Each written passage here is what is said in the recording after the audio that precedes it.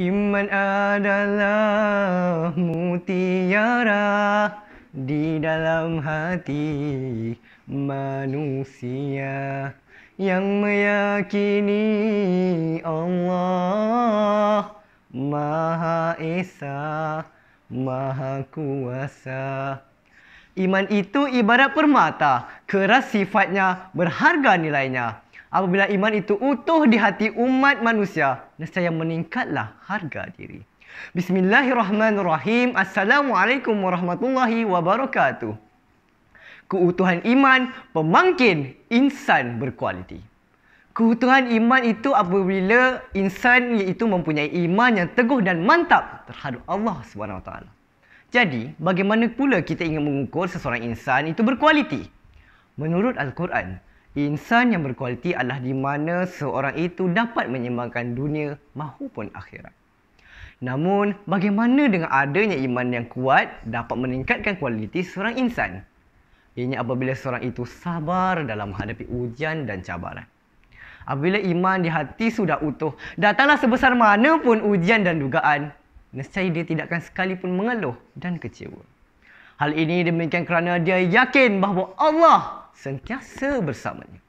Kita imbau sebuah kisah di zaman Rasulullah SAW. Bilal bin Rabah merupakan seorang hamba kepada tuannya yang amat bencikan Islam. Dek kerana terlalu benci, tuannya merantai Bilal, diseret di tengah padang pasir yang tandus, dihempap dadanya dengan batu yang amat berat. Namun apa yang dilakukan, apa reaksi beliau? Dia tetap bersabar, terus berdoa kepada Allah kerana dia percaya akan janji Allah di dalam surah Al-Baqarah ayat 153. A'udzu billahi minasy syaithanir rajim. Ya ayyuhallazina amanu ista'inu bis-sabri was-salah.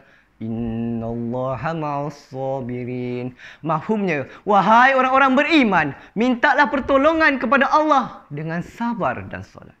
Sesungguhnya Allah itu beserta orang-orang yang sabar. Jelaslah bahawa jika iman itu kukuh di hati, sabar itu menjadi kunci hakiki. Saudara, jika iman itu utuh di hati, ianya akan menjadikan seorang insan itu berilmu. Hari ini demikian kerana dia yakin akan suruhan Allah dalam menuntut ilmu dan tidak akan sesekali bertaklid secara membuta tuli dengan satu ilmu sahaja. Sesungguhnya Allah SWT telah berfirman dalam surah Al-Mujadalah ayat 11. A'udzu billahi minasy syaithanir rajim.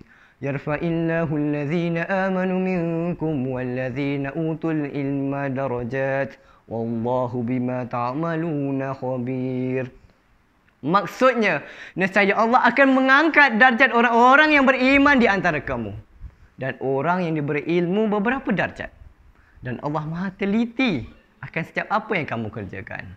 Saudara, janganlah sesekali kita berasa rugi atau membazir masa hanya kerana kita menuntut ilmu yang bukan di dalam bidang kita. Tidakkah kita mahu kelihatan berkualiti di mata Allah yang Maha Sempurna? Renungkan. Oleh itu jelaslah bahawa ilmu itu juga sebahagian dari iman yang ada. Rumusannya, sedar atau tidak, kita mengucap 2 kalimah syahadah. Kita beriman kepada Allah dan 5 rukun yang lain.